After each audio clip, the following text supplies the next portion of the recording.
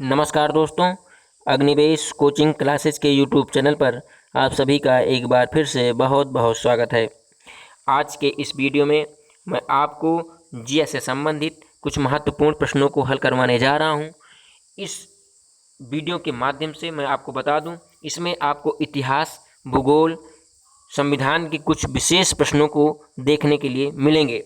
कहने का मतलब ये वीडियो आपके लिए काफ़ी महत्वपूर्ण होने वाला है, यानी हर प्रकार के प्रश्न इसमें निहित हैं। आप इस वीडियो को ज़्यादा से ज़्यादा लोगों के पास शेयर करिए, लाइक करिए, जिससे उन लोगों के पास भी ये वीडियो पहुंच सके जिसको इनकी ज़रूरत है। चलिए हम लोग प्रश्न को हल करते हैं। 51 नंबर प्रश्न से आज का वीडियो स्टार्ट है। क्या कह रहा है प्रश्न, ध्यान दीजिए। खिज्र खां निम्नलिखित में से किस राजवंश से संबंधित है? चलिए बताइए, खिज्र खां निम्नलिखित में से किस राजवंश से संबंधित है? ए ऑप्शन कह रहा है गुलाब वंश, बी ऑप्शन कह रहा है खिलजी वंश, सी ऑप्शन कह रहा है सैयद वंश और डी ऑप्शन कह रहा है शाह वंश। बताइए, गुलाम, खिलजी, सैयद या शाह, किस वंश से संबंधित है खिज्र खां? जल्दी से बताइए और अंत में आप जरूर बताइएगा कि कितने नंबर आपके सही हुए हैं। देखिए, खिज्र खां जो है ये दिल्ली सल्तनत के सैयद वंश का संस्थापक था। कहने का मतलब यहाँ पर जो आपका ऑप्शन सही है वो सही है। सी ऑप्शन कौन सा? सी ऑप्शन आपका बिल्कुल यहाँ पर सही है, यानी खिज्र खां जो है उसका संबंध सैयद वंश से है। चलिए हम लोग अगले प्रश्न की ओर चलते हैं। 52 नंबर प्रश्न क्या कह रहा है, ध्यान दीजिए। 52 नंबर प्रश्न क्या कह रहा है? किस सिख गुरु ने आदि ग्रंथ संकलित किया है? बहुत इंपॉर्टेंट और बहुत ही अच्छा प्रश्न। बताइए, किस सिख गुरु ने आदि ग्रंथ संकलित किया है? किसने? बताइए। ए ऑप्शन है गुरु अंगद, बी ऑप्शन है गुरु रामदास, सी ऑप्शन है गुरु अर्जुन देव, डी ऑप्शन है गुरु हर राय। जल्दी से बताइए। चलिए मैं आप बता रहा हूं, आप ध्यान सुनिए। गुरु अर्जुन देव ने आदि ग्रंथ को संकलित किया था। किसने किया था? गुरु अर्जुन देव ने आदि ग्रंथ। प्रश्न क्या कह रहा है? किस सिख गुरु ने आदि ग्रंथ संकलित किया था? तो गुरु अर्जुन देव ने, यानी कहने का मतलब 52 का सी ऑप्शन सही है। गुरु अर्जुन देव सिखों के 5वें गुरु थे। याद रखिए, देखिए मैं विश्लेषण भी करता चलता हूं ताकि आप उसको लिख सकें। गुरु अर्जुन देव सिखों के 5वें गुरु थे। इन्होंने अमृतसर नगर का निर्माण का कार्य पूर्ण करवाया था। समझ में आई बात? इस हिसाब से आपको लिखना चाहिए। चलिए अगले प्रश्न की ओर चलते हैं। 53 नंबर जो प्रश्न है वो क्या कह रहा है? किस स्वतंत्रता सेनानी ने महात्मा गांधी को पहली बार राष्ट्रपिता कहकर संबोधित किया था? बहुत ही अच्छा प्रश्न, बहुत बढ़िया, लाजवाब प्रश्न। किस स्वतंत्रता सेनानी ने महात्मा गांधी को पहली बार राष्ट्रपिता कहकर संबोधित किया था? जवाहरलाल नेहरू, सुभाष चंद्र बोस, सरोजिनी नायडू या चंद्रशेखर आजाद? जल्दी से बताइए। एक जुनून के साथ, एक उत्साह के साथ इस वीडियो से आप लोग जुड़े हैं अच्छे प्रश्नों के साथ। चलिए जल्दी से बताइए। 53 नंबर प्रश्न। देखिए मैं आपको इसके आंसर के साथ कुछ विशेष चीज बताने वाला हूं। देखिए 53 का जो सही है वो सही है आपका बी ऑप्शन, सुभाष चंद्र बोस ने। देखिए 4 जून 1944, देखिए 4 जून 1944 लिख लीजिए इस डेट को। 4 जून 1944 को सुभाष चंद्र बोस ने सिंगापुर रेडियो से एक संदेश प्रसारित करते हुए महात्मा गांधी को पहली बार राष्ट्रपिता कहकर संबोधित किया था। कितनी अच्छी पंक्ति, मतलब लाइन है कि कब कहा था? 4 जून 1944 को। कहां से? सिंगापुर से। इनको महात्मा गांधी, यानी कहने का मतलब महात्मा गांधी जी को राष्ट्रपिता कहकर संबोधित किया था। समझ में आई ना बात? और महात्मा गांधी को महात्मा किसने कहा था? देखिए यहाँ पर राष्ट्रपिता की बात है प्रश्न में, तो सुभाष चंद्र बोस जी ने कहा है। और यदि कहे कि महात्मा किसने सर्वप्रथम कहा, तो रविन्द्रनाथ टैगोर ने कहा था। कई प्रश्न आपको इसमें देखने, मतलब कई, एक प्रश्न के साथ कई उत्तर आपको देखने के मिले। चलिए 54 नंबर प्रश्न की ओर चलते हैं। ब्रह्म समाज की स्थापना किसने की थी? 1000 बार हम बताए हैं। जल्दी से बताओ, जल्दी से बताइए। ब्रह्म समाज की स्थापना किसने की थी? राजा राम मोहन राय, स्वामी विवेकानंद, स्वामी दयानंद सरस्वती या राजगोपाल चट्टोपाध्याय? जल्दी से बताइए। ब्रह्म समाज की स्थापना किसने की थी? 54 नंबर प्रश्न। चलिए मैं आपको बता दूं, ध्यान सुनिए। ब्रह्म समाज की जो स्थापना हुई थी वो राजा राम मोहन राय जी के द्वारा। किसके द्वारा? यानी कहने का मतलब ए ऑप्शन आपका बिल्कुल सही है। ध्यान सुनिए, 20 अगस्त 1828 यानी 20 अगस्त 1828 में, मैं इसको लिखाया भी हूँ। यानी ब्रह्म समाज की स्थापना राजा राम मोहन राय जी द्वारा 20 अगस्त 1828 ईस्वी को कहाँ पर? कोलकाता में। कहाँ पर? कोलकाता में। लिख लीजिए भैया, कोलकाता में इसकी जो है स्थापना की गई थी। और इसमें एक ऑप्शन है स्वामी विवेकानंद, इन्होंने बेलूर मठ में जो है स्वामी विवेकानंद ने जो है स्थापना की थी। और एक आप है स्वामी दयानंद सरस्वती ने आर्य समाज की स्थापना की थी। समझ आई? चलिए 54 नंबर प्रश्न, 54 नंबर प्रश्न हो गया। आप 55 नंबर प्रश्न की ओर चलते हैं। क्या कह रहा है 55 नंबर प्रश्न? निम्नलिखित में से कौन से महत्वपूर्ण व्यक्ति सभी 3 गोलमेज सम्मेलन में भाग लिए थे? ये देखिए, ये भी अच्छा प्रश्न है।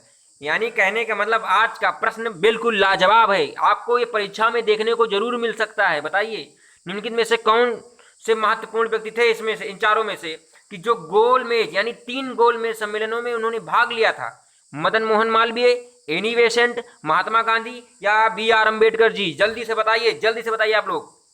तो देखिए मैं आपको बता दे रहा हूं, प्रथम गोलमेज सम्मेलन 12 नवंबर 1930, द्वितीय गोलमेज सम्मेलन 7 सितंबर 1931, तृतीय गोलमेज सम्मेलन 17 नवंबर 1932 में हुआ। यानी कहने का मतलब 1930, 1931, 1932 लगातार। और मैं आपको डेट भी बता दिया हूं, 12 नवंबर 1930 प्रथम, 7 सितंबर 1931 द्वितीय, 17 नवंबर 1932 तृतीय, 3 गोलमेज सम्मेलन हुई। इनमें तीनों में भाग लेने वाले जो थे वो कौन थे जानते हैं? तो इसमें जो है तीनों गोलमेज सम्मेलन में दलितों की ओर से BR अम्बेडकर ने भाग लिया था। यानी कहने का मतलब यहां पर आपका जो ऑप्शन सही होगा वो होगा BR अम्बेडकर। यानी 55 का जो है डी ऑप्शन आपका बिल्कुल सही है। महात्मा गांधी ने कांग्रेस की प्रतिनिधि के रूप में केवल दूसरे गोलमेज सम्मेलन में भाग लिया था। ये भी आप याद रखिए, अगर महात्मा गांधी जी के बारे में पूछेगा तो इन्होंने दूसरे गोलमेज सम्मेलन में भाग लिया था जो कि 1931 में हुआ था। चलिए अगले प्रश्न की ओर चलते हैं। लाजवाब प्रश्न, लाजवाब, आपको मैं विश्लेषण करके बता रहा हूं। चलिए अगला प्रश्न है, प्रायद्वीपीय भारत का दक्षिणी छोर कन्याकुमारी स्थित है। प्रायद्वीपीय मैं आपको बता दूं, देखिए भारत का, देखिए ये हिस्सा याद ध्यान रखिए, भारत का ये जो पूरा हिस्सा आप देख रहे हैं ये सब प्रायद्वीपीय है। प्रायद्वीपीय उसे कहते हैं जिसका वह स्थान जो तीनों ओर जल से घिरा हो। तो देखिए इधर बंगाल की खाड़ी, नीचे हिंद महासागर और इधर अरब सागर, तो तीनों ओर जल से जो घिरा है उसी को हम क्या कहते हैं? प्रायद्वीपीय। यानी भारत एक प्रायद्वीपीय देश है। अब प्रश्न क्या कह रहा है कि प्रायद्वीपीय भारत का दक्षिणी छोर जो है वो कन्याकुमारी है। कहाँ स्थित है? मकर रेखा के दक्षिण में, भूमध्य रेखा के उत्तर में, कर्क रेखा के उत्तर में या भूमध्य रेखा के दक्षिण में? जल्दी से बताइए, जल्दी से बताइए। देखिए मैं आपको बता दूं उत्तर जो इसका सही है बी ऑप्शन, यानी प्रायद्वीपीय भारत का दक्षिणी छोर कन्याकुमारी भूमध्य रेखा के उत्तर तथा कर्क रेखा के दक्षिण में, यानी भूमध्य रेखा के किधर? उत्तर में, भूमध्य रेखा के उत्तर में है और कर्क रेखा के दक्षिण में। समझ में आई बात? चलिए मैं आपको एक बार बता दे रहा हूँ। कर्क रेखा देखिए, ये मान लीजिए क्या है? पृथ्वी है। क्या है? पृथ्वी। तो देखिए इधर सबसे ऊपर जो है कर्क रेखा है। कौन सी रेखा है? कर्क। और जो बीचों बीच से जाती है कौन सी रेखा है? ये है भूमध्य। कौन सी? भूमध्य। और जो सबसे नीचे जाती है कौन सी रेखा है? वो है मकर रेखा। कौन सी? मकर रेखा। 3 रेखा, कर्क रेखा, भूमध्य रेखा और मकर रेखा। अब यहाँ पर जो प्रश्न आपसे पूछा गया था, प्रायद्वीपीय भारत का दक्षिणी छोर यानी कन्याकुमारी स्थित है। तो देखिए अगर भारत की बात करें तो भारत यहाँ पर है। कहाँ पर? देखिए यहाँ पर है भारत। अब यहाँ पर अगर कह रहा है कन्याकुमारी स्थित है तो देखिए भूमध्य रेखा के उत्तर में ये सिरा उत्तर तो ही है, ये उत्तर है, ये दक्षिण है, इधर ये पूरब है और ये पश्चिम है। तो कहने का मतलब इधर से क्या देखा जाएगा कि भूमध्य रेखा के उत्तर में, और अगर बात करते हैं तो कर्क रेखा जो है ऐसे भारत का यहाँ पर नक्शा है तो इधर इसका क्या हो जाएगा? दक्षिण में, कर्क रेखा के दक्षिण में स्थित है। समझ आई बात? चलिए अगले प्रश्न की ओर चलते हैं। 57 नंबर प्रश्न क्या कह रहा है? भौगोलिक इतिहास के अनुसार भारत का प्राचीनतम पर्वत है। अब बताइए, ये भी अच्छा प्रश्न है। भौगोलिक इतिहास के अनुसार भारत का प्राचीनतम पर्वत? सतपुड़ा, नीलगिरी, अरावली, विंध्य? जल्दी से बताइए, जल्दी से बताइए। भौगोलिक इतिहास के अनुसार यानी जो भारत का जो भौगोलिक इतिहास है, यानी भारत का जो निर्माण हुआ है उसके अनुसार भारत का प्राचीनतम पर्वत कौन हो सकता है? चलिए जल्दी से बताइए। 57 नंबर प्रश्न है। कौन सा है? 57 नंबर प्रश्न। चलिए बताइए। तो देखिए मैं आपको बता दूं, अरावली की पहाड़ियां जो कि राजस्थान में है। कहां पर है? राजस्थान में। यानी 57 नंबर का जो सही है वो कौन सा ऑप्शन सही है? सी ऑप्शन, यानी अरावली पर्वत जो कहाँ पर है, राजस्थान राज्य में है। यह सबसे पुरानी चट्टान है, भारत की नहीं अपितु पूरे विश्व की सबसे पुरानी चट्टान कौन सी है, अरावली। और इस पहाड़ी की सबसे ऊंची जो चोटी है वो माउंट आबू है। कौन सी है, लिख लीजिए, माउंट आबू। इस मतलब अरावली जो पर्वत श्रेणी की जो सबसे ऊंची चोटी है वो माउंट आबू है। समझ में आई। चलिए अगली बात, अगले प्रश्न की ओर चलते हैं। अगला 58 नंबर प्रश्न, देखिए ये भी प्रश्न अच्छा ही है। क्या कह रहा है, कर्क रेखा निम्नलिखित में से किन राज्यों से गुजरती है, बताइए। कर्क रेखा, तो कर्क रेखा पहले मैं आपका देखिए बता दे रहा हूं, कर्क रेखा जो है भारत के 8 राज्यों से होकर गुजरती है। कितने राज्यों से, 8 राज्यों से। अब चलिए 8 राज्य कौन कौन से हैं, देखिए आपको मैं एक सूत्र बता दे रहा हूं, मित्र पर गमछा झार, ये सूत्र है, मित्र पर गमछा झार। देखिए, माँ से मिजोरम, त्रा से त्रिपुरा, पा से पश्चिम बंगाल, रा से राजस्थान, गा से गुजरात, मा से मध्य प्रदेश, छा से छत्तीसगढ़, झा से झारखंड। तो कुल मिलाकर ये जो है 1 2 3 4 5 6 7 और 8 झार से झारखंड ही है। तो ये जो है आपके लिए एक ट्रिक है, आप इसको याद कर सकते हैं। अब बताइए इनमें से कौन सा है, तो क्या देखिए गुजरात, झारखंड और मिजोरम ये तीनों मिला, लेकिन असम की यहाँ पर चर्चा नहीं हुई है। तो कौन कौन सा, जल्दी से बताइए, जल्दी से बताइए। 58 नंबर का, देखिए कर्क रेखा भारत के 8 राज्य, मैं फिर से बता दे रहा हूँ, गुजरात, मध्य प्रदेश, राजस्थान, छत्तीसगढ़, पश्चिम बंगाल, झारखंड, त्रिपुरा तथा मिजोरम, कुल 8 राज्यों से गुजरती है। कहने का मतलब यहाँ पर जो आपका सही है वो कौन सा सही है, कौन सा ऑप्शन सही है, यानी सी ऑप्शन, पहला, दूसरा और चौथा। यानी ये जो असम है ये इससे कर्क रेखा नहीं गुजरती है। यानी कहने का मतलब गुजरात, झारखंड और मिजोरम से, यानी सी ऑप्शन आपका बिल्कुल सही है। चलिए अगले प्रश्न की ओर चलते हैं। 59 नंबर प्रश्न क्या कह रहा है, टेरा रोसा शब्द का तात्पर्य है पीली मिट्टी से, लाल मिट्टी से, एक द्वीप से या उपद्वीप में से कोई नहीं। जल्दी से बताइए, ये भी अपने आप में एक अच्छा प्रश्न है। टेरा रोसा का अर्थ क्या होता है, तो देखिए टेरा रोसा का जो अर्थ होता है वो लाल मिट्टी से है। क्या है, लाल मिट्टी। कहने का मतलब जो आपका ऑप्शन सही है वो बी ऑप्शन सही है। कौन सा, बी ऑप्शन, लाल मिट्टी से टेरा रोसा का संबंध है। या एक प्रकार की लाल क्ले मृदा है और चूना पत्थर के अवशेष से जो है प्राप्त होती है। चलिए अगले प्रश्न की ओर चलते हैं। 60 नंबर प्रश्न बहुत ही इंपॉर्टेंट प्रश्न है। दुनिया को समय क्षेत्रों में बांटा गया है, बिल्कुल सही है। समय क्षेत्र की कुल संख्या क्या है, कितने समय जोनों में बांटा गया है संसार को या दुनिया को कह सकते हैं, कितने समय जोनों में बांटा गया है, बताइए। 12, 24, 48, 7, जल्दी से बताइए। तो देखिए विश्व को 24 समय क्षेत्रों में बांटा गया है। कितने, 24 समय क्षेत्रों में, यानी 24 समय जोनों में बांटा गया है। टाइम जोन की किसी स्थान का मानक समय होता है या इंग्लैंड की ग्रीनविच समय होता है, यानी इंग्लैंड के ग्रीनविच से जो है इसका मानक बनाया गया है। भारत के टाइम जोन का निर्धारण 82 डिग्री यानी 82.5 डिग्री जो है पूर्वी देशांतर से किया जाता है। समझ में आई बात। चलिए अगले प्रश्न की ओर चलते हैं। 60 नंबर प्रश्न हो गया, यानी कहने का मतलब आगे 61 नंबर प्रश्न से देखिए। अब 61 प्रश्न नहीं हो गया है, अभी तो लगभग 10 प्रश्न हुए हैं। चलिए देखिए क्या कह रहा है, 61 नंबर प्रश्न क्या कह रहा है कि निम्न में से क्या पंचायती राज संस्था नहीं है, क्या पंचायती राज संस्था नहीं है। 61 नंबर, ग्राम सभा नहीं है, कि ग्राम पंचायत नहीं है, कि न्याय पंचायत नहीं है, कि ग्राम सहकारी संस्था। कौन से पंचायती राज संस्था के अंतर्गत नहीं आता है। तो देखिए भारतीय संविधान में 73वें संविधान संशोधन 1992 के अंतर्गत पंचायती राज प्रणाली को संवैधानिक दर्जा दिया गया है। इसको ग्राम पंचायत, पंचायत समिति और जिला परिषद में वर्गीकरण किया गया है। ग्राम सभा, ग्राम पंचायत और न्याय पंचायत पंचायती राज प्रणाली के अंग हैं, जबकि आपका ग्राम सहकारी संस्था का इसमें कोई मतलब नहीं है। यानी 61 का जो है डी ऑप्शन आपका बिल्कुल सही है, यानी ये जो है पंचायती राज की व्यवस्था का जो है अंग नहीं है। चलिए अगले प्रश्न की ओर चलते हैं। निम्नलिखित में से किसको संविधान की आत्मा के रूप में माना गया है। ये देखिए, ये भी अपने आप में झकझोर देने वाला प्रश्न है। क्या बात है, देखिए निम्नलिखित में से संविधान की आत्मा किसे कहा गया है, बताइए। देखिए तो संविधान की आत्मा प्रस्तावना को माना जाता है। किसको माना जाता है, प्रस्तावना को। यानी कहने का मतलब 62 का सी ऑप्शन बिल्कुल आपका यहाँ पर क्या है, सही है, क्योंकि इसमें संपूर्ण संविधान का मूल निहित है, इसीलिए इसको संविधान की आत्मा कहा जाता है। चलिए 63 नंबर प्रश्न की ओर चलते हैं। 63 नंबर प्रश्न क्या कह रहा है, आर्थिक समीक्षा किसके द्वारा प्रकाशित होता है।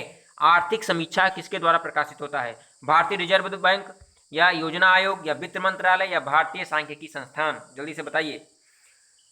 तो देखिए आर्थिक समीक्षा किसके द्वारा प्रकाशित होता है, तो ये 63 का सी ऑप्शन बिल्कुल आपका सही है, यानी वित्त मंत्रालय द्वारा। यानी आर्थिक समीक्षा वित्त मंत्रालय भारत सरकार का फ्लैगशिप वार्षिक दस्तावेज है जो वित्त मंत्रालय द्वारा प्रतिवर्ष प्रकाशित होता है। चलिए अगले प्रश्न की ओर चलते हैं। 64 नंबर प्रश्न क्या कह रहा है, जल्दी जल्दी करिए। कौन सी समिति गरीबी रेखा को पुनर्परिभाषित करने एवं इसे प्राप्त करने के सूत्र की देख रेख कर रही है? जल्दी से बताइए, कौन सी समिति गरीबी रेखा को पुनर्परिभाषित, यानी गरीबी जो रेखा है उसमें कौन उसको परिभाषित करने का, इसको जो है प्राप्त है, उसकी देख रेख करने की समिति रेखा समिति है, या एस तेंदुलकर समिति है, या शाह समिति है, या जे ईरानी समिति है? जल्दी से वीडियो को खत्म करें आप जाके, ताकि सो सकें। दोपहर हो चुकी है, मैं जानता हूँ बहुत लोग दिन में सोते हैं। फिलहाल दिन में सोना अच्छी बात नहीं है, इससे क्या होती है, एक हरासपन उत्पन्न होता है दिन में सोने से, लेकिन अब आदत पर है तो क्या करेंगे। चलिए जल्दी से 64 नंबर प्रश्न का जवाब दीजिए। देखिए, यस तेंदुलकर समिति गरीबी रेखा के पुनर्भाषित करने के लिए बनाई गई है, यस तेंदुलकर समिति। ठीक है, बहुत सी समितियां भारत में चल रही हैं, तो ऐसे एक समिति है जो गरीबी रेखा को पुनर्भाषित करने का जो है इसको श्रेय जाता है। चलिए अगले प्रश्न की ओर चलते हैं। अगला प्रश्न क्या है, भारत में सबसे पहली जनगणना किस वर्ष प्रारंभ हुई थी? ये देखिए सबसे ज्यादा अच्छा प्रश्न है। मैं कही नहीं सकता हूं कि आज कौन सा प्रश्न कमजोर है, अपने आप में जिसको कहो कमजोर लगता है उससे भी बड़ा, अगर उसको कहो कमजोर तो उससे भी बड़ा। यानी भारत में सबसे पहली जनगणना किस वर्ष प्रारंभ हुई थी? 65 नंबर प्रश्न का जवाब दीजिए। मैं आपको विश्लेषण भी करके बताऊंगा। देखिए, भारत में जनगणना की शुरुआत 1872 में, किस सन में, यानी 65 का बी 1872 में स्टार्ट हुई थी। और किसके शासनकाल में? लॉर्ड मेयो के कार्यकाल में हुई। लॉर्ड मेयो, याद रखिए, लॉर्ड मेयो के शासनकाल में 1872 में जो है जनगणना भारत की शुरुआत हुई। और भारत में नियमित जनगणना की शुरुआत 1881 में। अगर ये कहता है कि नियमित जनगणना, तो 1882 में, यानी 72 से स्टार्ट हो गई, लेकिन नियमित जो एक मिनट जाइए, 82 नहीं 81 है, 82 नहीं 1881, 1800, यानी भारत में नियमित जनगणना की जो शुरुआत 1881 में लॉर्ड रिपिन के शासनकाल में, लॉर्ड रिपिन के शासनकाल में जो है नियमित इसकी जनगणना शुरू हुई भारत की। और स्टार्ट जो हुई थी वो 1872 में हुई, लॉर्ड मेयो के कार्यकाल में। लेकिन नियमित कह रहा है, यानी उसके बाद फिर लगातार ही होना प्रारंभ हो गई, तो वो 1881 में, किस सन में? 1881 में लॉर्ड रिपिन के कार्यकाल से लगातार प्रारंभ हो गई। और कहने का मतलब है, और अगर पूछा जाएगा कि 2011 की जनगणना भारत की कौन सी जनगणना है, तो 15वीं। और स्वतंत्रता के बाद पूछेगा, देखिए जब लगातार स्टार्ट हो गई वहां से, तो 15वीं। और अगर कहा जाएगा स्वतंत्रता के बाद, तो 7वीं, क्योंकि प्रति 10 वर्ष पर क्या होता है, जनगणना होती है। चलिए अगला 66 नंबर प्रश्न, रेटिना पर नेत्र द्वारा निर्मित प्रतिबिंब होता है।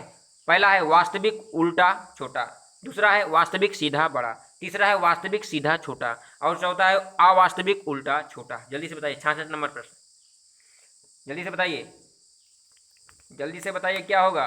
तो मैं आपको बता दूं, इसमें सही है जो ऑप्शन, वो है ए ऑप्शन। कौन सा ऑप्शन? A option. यानी कहने का मतलब वास्तविक उल्टा छोटा। रेटिना पर नेत्र द्वारा निर्मित प्रतिबिंब वास्तविक उल्टा तथा छोटा बनता है, वास्तविक उल्टा तथा छोटा बनता है। चलिए 67 नंबर प्रश्न की ओर चलते हैं। क्या कह रहा है, टर्मिनल डॉपलर रेडार यानी TDR किस लिए प्रयुक्त किया जाता है? मौसम की भविष्यवाणी, या खराब मौसम में हवाई जहाजों को उतारने में, या भूकंप का मापन, या गहरे समुद्र में मार्ग निर्देशन। यानी कि TDR का जो है हम किस लिए प्रयुक्त करते हैं? जल्दी से बताइए, इंपॉर्टेंट है ये भी। तो देखिए, TDR का प्रयोग खराब मौसम में हवाई जहाज को उतारने के लिए प्रयोग किया जाता है। यानी आपका जो ऑप्शन सही है वो बी ऑप्शन। कौन सा ऑप्शन? B option. यानी खराब मौसम में हवाई जहाज को उतारने में इसका प्रयोग किया जाता है, कि उतारने लायक है या नहीं। चलिए अगले प्रश्न की ओर चलते हैं। न्यूट्रॉन की खोज किसने की थी? ये देखिए, ये भी अच्छा प्रश्न है। न्यूट्रॉन की खोज किसने की थी? देखिए, न्यूट्रॉन आवेश रहित मूल कण होते हैं। इसकी खोज चाणविक ने 1932 में। कब? 1932 में, यानी चाणविक ने। तो कौन सा ऑप्शन इसमें सही है? यानी 68 का जो है वो बी ऑप्शन बिल्कुल आपका सही है, नहीं चाणविक। चलिए अगले प्रश्न की ओर चलते हैं। डॉट डॉट डॉट कमी से क्वासिकोर नामक विकार उत्पन्न होता है। किसकी कमी से क्वासिकोर? बताइए 69 नंबर प्रश्न। देखिए, प्रोटीन की कमी से शिशुओं में शारीरिक एवं मानसिक वृद्धि रुक जाती है तथा शिशुओं में सूखा रोग एवं क्वासिकोर रोग हो जाता है। तो यानी कहने का मतलब इसमें जो ऑप्शन सही है वो बी ऑप्शन है, यानी प्रोटीन की कमी के कारण। किसी कमी के कारण? प्रोटीन की कमी के कारण इसमें क्वासिकोर नामक रोग उत्पन्न होता है। मैं विश्लेषण भी आपको करके बता देता हूँ। चलिए अगले प्रश्न की ओर चलते हैं। इंसुलिन के अतिश्रवण से कौन सा रोग होता है? इंसुलिन की अतिश्रवण से बताइए जल्दी। 70 नंबर प्रश्न। देखिए, शरीर में अग्नाशय की कोशिकाओं द्वारा इंसुलिन का स्राव किया जाता है। इसकी कमी से मधुमेह रोग होता है। कौन सा रोग होता है? मधुमेह रोग। जबकि इंसुलिन की मात्रा एक निश्चित खुराक से अधिक होने पर हाइपोग्लाइसीमिया रोग होता है। कहने का मतलब इसमें जो आपका सही है वो सही है कौन सा? 70 का बी ऑप्शन, यानी जो है इंसुलिन के अतिश्रावण से कौन सा रोग होता है? तो हाइपोग्लाइसीमिया रोग होता, यानी 70 का जो है वो बी ऑप्शन बिल्कुल आपका सही है। चलिए हम लोग अगले प्रश्न की ओर चलते हैं, और हमें लगता है कि आज के सेशन का लास्ट प्रश्न सही है। लास्ट प्रश्न है, चिपको आंदोलन संबंधित है पादप संरक्षण से, बाघ परियोजना से, या घड़ियाल परियोजना से, या पादप प्रजनन से? जल्दी से बताइए, चिपको आंदोलन का संबंध किससे है? 71 नंबर प्रश्न और आज के सेशन का लास्ट प्रश्न। देखिए, चिपको आंदोलन या पेड़ों की कटाई को रोकने के लिए किया गया एक महत्वपूर्ण आंदोलन था। यह आंदोलन तत्कालीन उत्तर प्रदेश के चमोली जिले, यानी वर्तमान में वो उत्तराखंड में है, तब ये उत्तर प्रदेश में ही था। ये 26 मार्च 1973 को सुंदरलाल बहुगुणा के नेतृत्व में प्रारंभ किया गया था। इस आंदोलन का मुख्य उद्देश्य वनों की कटाई को रोकना था, और महिलाएं इस कटाई को रोकने के लिए वृक्षों से चिपक कर खड़ी हो जा गई, यानी वृक्ष को काटा जाए। कितना इन्होंने मतलब आत्मसमर्पण किया, कितनी यातनाएं सही हैं वृक्षों को बचाने के लिए। कहा जाता है एक वृक्ष 100 पुत्र समान, इसलिए अब बरसात आ रही है, आप लोग वृक्ष लगाएं। चलिए, इसमें जो सही है वो सही है आपका पहला ऑप्शन। तो ये रहा जो है आज के वीडियो का लास्ट प्रश्न और उसका आंसर। मिलते हैं कल, मिलेंगे आपको मिश्रित हिंदी के प्रश्नों से, यानी उसमें कई तरीके के आपको प्रश्न देखने को मिलेंगे। तब तक के लिए आप लोगों का बहुत बहुत धन्यवाद।